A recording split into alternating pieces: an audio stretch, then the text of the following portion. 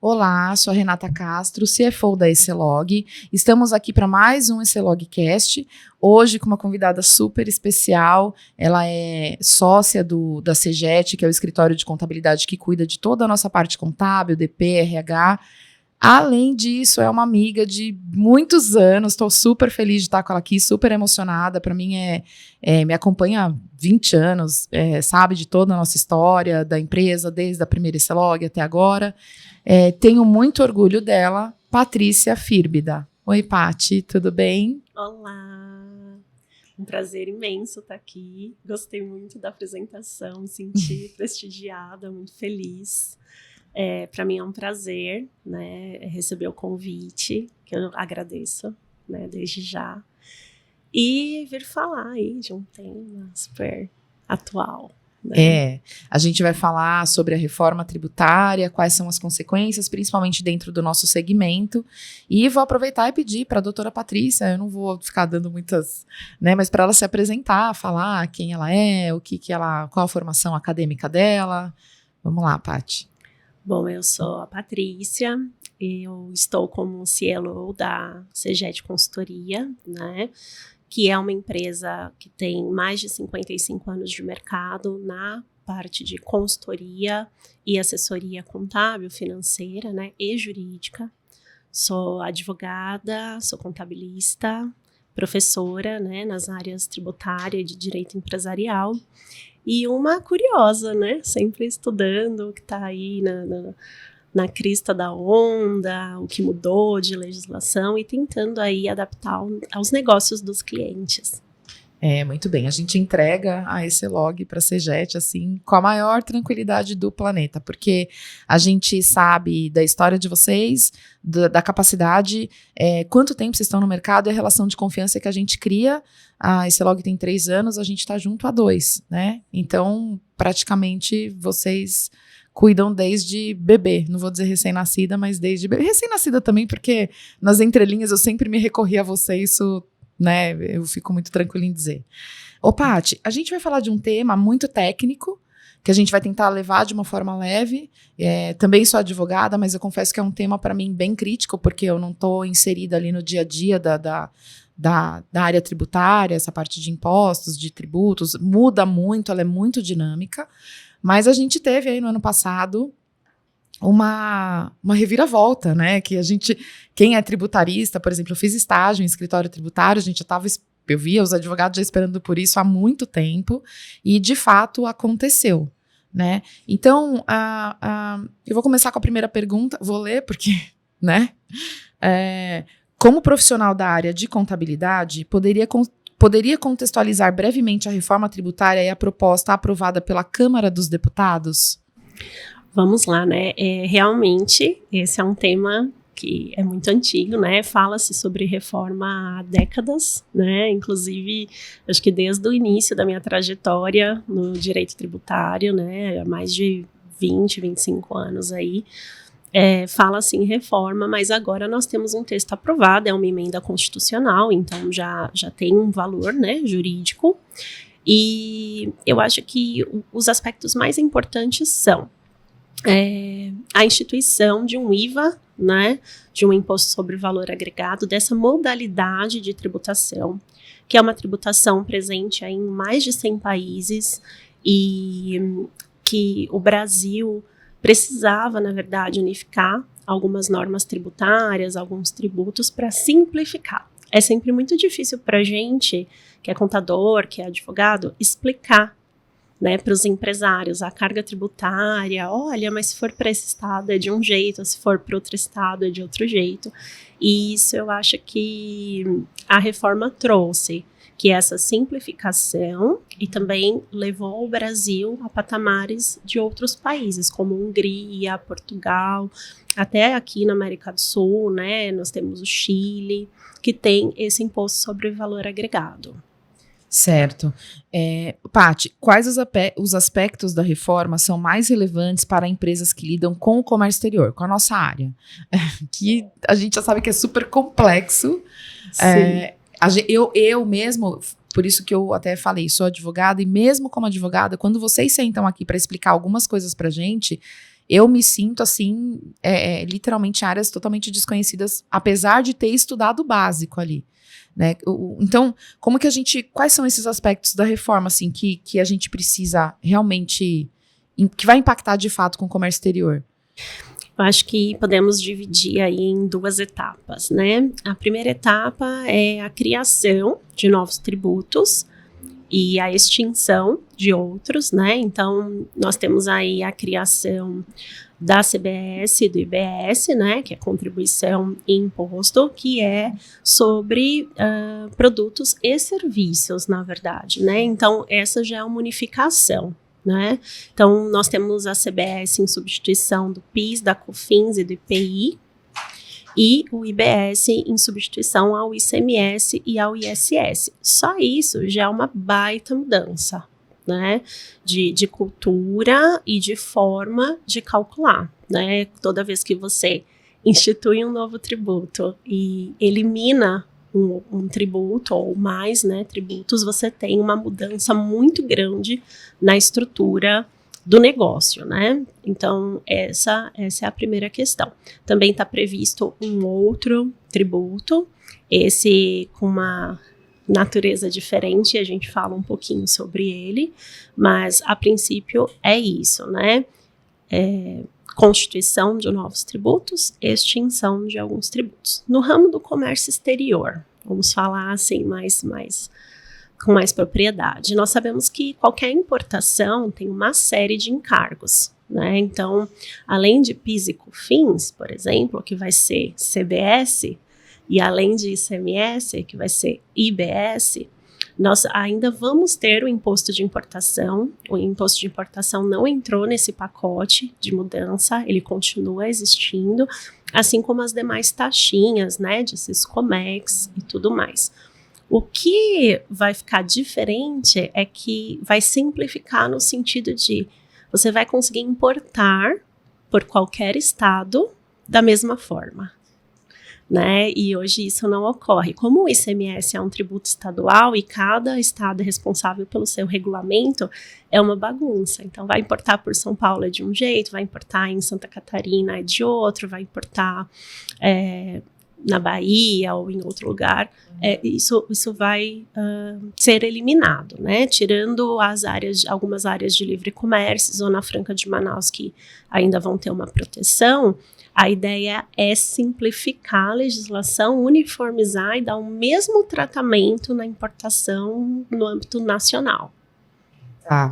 Então vai mudar bastante coisa, porque Sim. A gente sabe que, por exemplo, hoje em dia existem empresas cuja matriz ou o CNPJ é de um determinado estado, justamente em função da diferença na alíquota do ICMS, por exemplo. É nisso que vai impactar diretamente. Sim, isso vai impactar, né? Há uma tendência de que exista uma proteção, principalmente da Zona Franca de Manaus, quanto de algumas áreas de livre comércio, mas de maneira geral a guerra fiscal entre os estados, ela finda.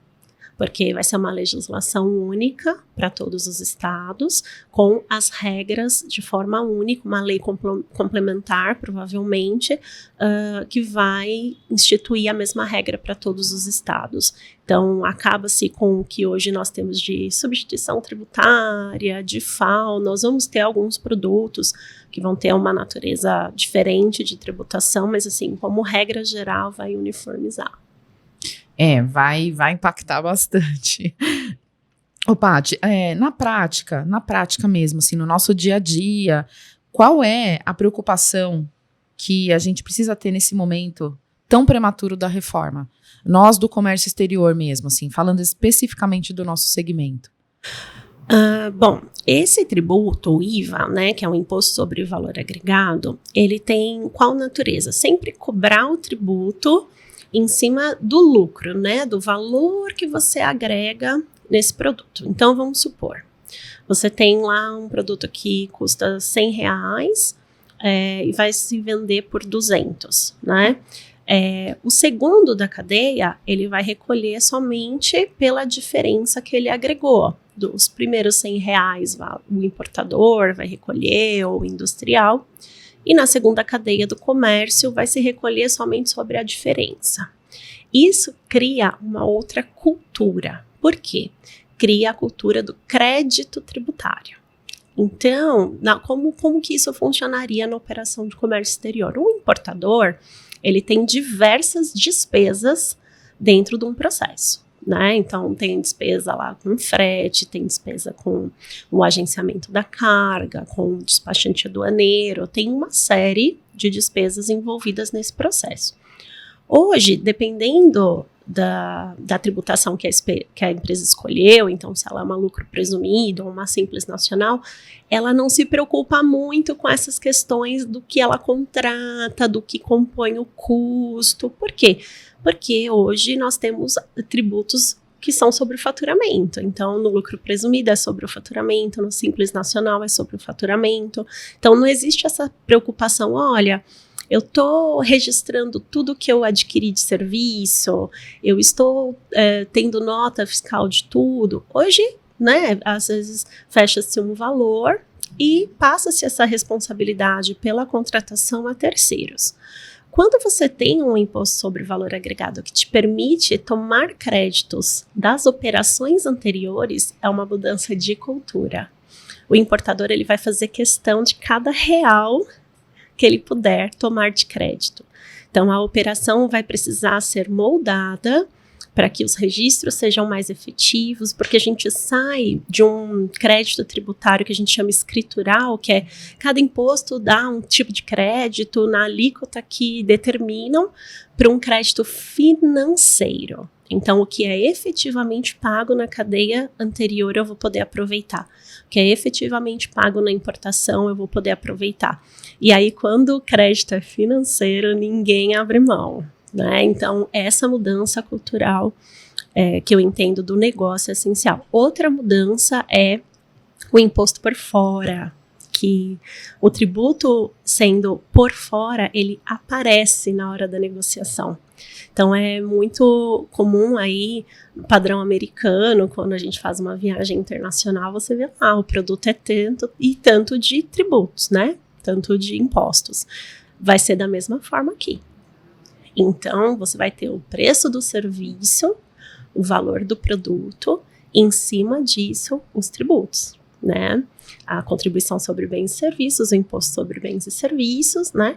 E o imposto de importação, enfim, mas tudo vai ser aberto, tudo vai ser por fora. Então, a parte de composição de custos, negociação de valores, vai mudar. É uma mudança cultural, assim, imensa. Vai ficar tudo às claras, na verdade, né? Porque você fez uma comparação e até te fazer essa pergunta, assim, quando a gente viaja, a gente sabe exatamente quanto custa o produto e exatamente quanto a gente paga de tributo. Então, é o que vai começar a acontecer daqui para frente aqui no Brasil. Sim, busca-se a transparência, né? Porque hoje, quando você contrata um serviço ou você adquire um produto, você só sabe que um custa mais caro, outro custa mais barato, mas você não tem a real dimensão se aquela empresa é lucro real, lucro presumido, é simples, se ela paga, se ela não paga, se ela sonega, se ela vende mais barato porque ela sonega, e dessa forma não. Você simplifica e você traz transparência. Perfeito, muito bom. Paty, com a reforma, ainda haverá algum benefício fiscal para o nosso segmento de importação e exportação? Então, com a reforma, você traz, assim, a reforma ela traz alguns benefícios relacionados a produtos e a serviços. Então, no texto da emenda, nós temos alguns produtos que vão ter redução tributária de 100%, né, itens de cesta básica, né, itens essenciais. Nós vamos ter produtos que vão ter redução de 60% da alíquota e de 30% da alíquota. Então, os benefícios eles vão estar muito mais atrelados ao produto, né, e não ao local onde está a empresa, a operação que vai ser feita. Então, sim, algumas áreas serão ainda beneficiadas, mesmo com a reforma tributária. Legal. Ô, Paty, você faria, assim, alguma observação, no geral, não só no nosso segmento, mas com relação à reforma? Por exemplo, quais os cuidados, em geral, que qualquer um precisa tomar a partir de agora? Bom, aqui repassando, né, vendo, assim, o que eu acho que é importante dizer.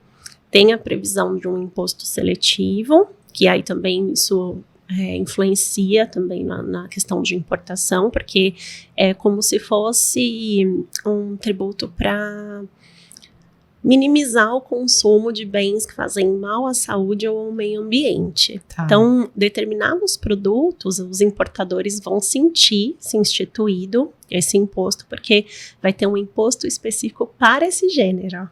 Ah, entendi. Né? Então, a gente vai encontrar isso em cigarro, bebida e alguns outros itens que fazem mal à saúde ou defensivos agrícolas, assim, com potencial poluição, enfim, que causam mal ao meio ambiente. Então, certo. Isso nós vamos ter. O que é importante saber, que eu acho que é o que os empresários mais estão preocupados, é como isso vai se dar. Né? Então, temos uma emenda constitucional, mas não é amanhã que as coisas vão mudar. Então, a mudança de cultura é importante desde já. Então, se informar. Então, quem vai estar assistindo esse bate-papo já vai acender alguns alertas, vai pensar no seu negócio. Mas a mudança, ela é gradativa, ela é passo a passo. Então, nós vamos começar aí no ano de 2024 e 2025 com as mudanças legislativas. Então, vão ser editadas as leis ordinárias sobre os tributos criados, vão ser editados decretos que vão virar regulamentos de tributos, então como vai ser feito o cálculo, qual a declaração que vai ser feita, né? Então, os detalhes. Então, nos próximos 2 anos não vão ter mudanças de arrecadação, só vai ter mudança legislativa. Certo. Aí, em 2026, começa, sim, uma mudança, uma migração. Então, já vai se recolher 1% somado esses 2 tributos, né? Para ir fazendo um processo de transição. E aí vai se aumentar essa arrecadação ao longo dos anos, vai se extinguindo os outros tributos, né, PIS, COFINS, IPI, e aumentando o percentual da arrecadação. Tudo que se arrecadar no CBS, no IBS, vai ser deduzido de PIS, COFINS, ICMS e IPI nesse período de transição. E depois, quando eles forem extintos, os novos tributos vão ser de recolhimento geral, né? Mas está prevista aí a finalização de todo esse processo com a extinção de todos os tributos em 2033. Então, de 2026 até 2033, nós vamos ter um aumento gradativo da cobrança dos novos tributos, a extinção dos tributos que vão ser extintos também não são no mesmo marco, cada um vai ser extinto num momento diferente, enfim, tem uma burocracia envolvida, mas vai ser algo que vai se dar ao longo aí de alguns anos, então aos tributaristas, aos contadores podem ficar tranquilos, a nossa profissão não está extinta, vamos trabalhar muito. E aí eu acho que vamos trabalhar mais, porque aí as empresas vão fazer questão de ter contabilidade regular, de se atentar a despesas, se está no código certo, se está da forma certa, se está emitindo nota, se está registrado na contabilidade. Então eu acho que só vai potencializar aí a nossa assessoria. Paty, vou fazer uma pergunta polêmica. Pode. Algumas pessoas têm problema ali com o auto de infração, tá discutindo ali alguma multa, alguma alíquota, ou administrativamente, ou até judicialmente, mas alguns impostos serão extintos. Só para deixar claro, é claro que isso continua, né? Essa fiscalização sobre esses impostos até o momento que eles existirem, se você deve, ainda vai ser cobrado, isso não muda, continua. Você pode falar um pouquinho, assim, para quem não tem muito conhecimento sobre essa parte? Como que fica a cobrança disso? Se você já deve, né? Por exemplo, eu estou pagando, sei lá, recebi um auto de infração sobre um imposto que vai ser extinto. Eu devo? Preciso me preocupar? Isso é bacana, né? Porque as pessoas podem pensar, né, que criando novos tributos o passado se apaga, mas não, né? passado não se apaga nem em relação às autuações já registradas, né? Todo o tributo que é declarado, constituído, é devido, né? Então, não importa se depois um outro tributo veio a substituir, ou se mudou a alíquota, ou se foi criada uma isenção, porque hoje em dia isso acontece. Não tinha uma isenção, passei a ter, né? A regra do jogo mudou.